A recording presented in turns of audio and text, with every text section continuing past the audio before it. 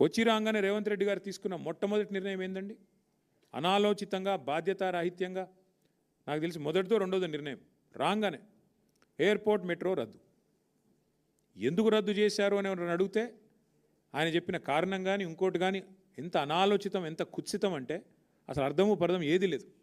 అప్పటికే టెండర్ అయిపోయింది, land acquisition కూడా చాలా పరిమితంగా ఉంది. ఎందుకంటే ఇప్పుడు కాంగ్రెస్ ప్రభుత్వం, మళ్ళీ చెప్తున్నాను నేను, కాంగ్రెస్ ప్రభుత్వమే ఆనాడు కట్టిన ఓఆర్ఆర్లో రాజశేఖర రెడ్డి గారి నాయకత్వంలో చుట్టూతా మెట్రో కారిడార్ పెట్టినారనలా. దాన్ని వాడుకొని జల్దీ కడదాం అనుకుంటే రాగానే ఫస్ట్ క్యాన్సల్. ఈ పాటికి అయిపోయేది ఎయిర్పోర్ట్ మెట్రో ఎక్స్ప్రెస్ కారిడార్, ఈ పాటికి 2 ఏళ్ళే దాని టర్ము, ఈ పాటికి అయిపోయేది. ఎందుకంటే ల్యాండ్ అక్విజిషనే లేదు. స్ట్రైట్గా ఎట్ గ్రేడ్, మళ్ళీ అది కూడా పిల్లర్లు వేసేది కూడా అవసరం లేదు. ఎట్ గ్రేడ్ అంటే భూమి మీదే వేసుకుంటూ వెళ్ళిపోవచ్చు. ఎంత వేగంగా అంటే అంత వేగంగా చేయొచ్చు. ఇది మా ఎజెండా ఉండే.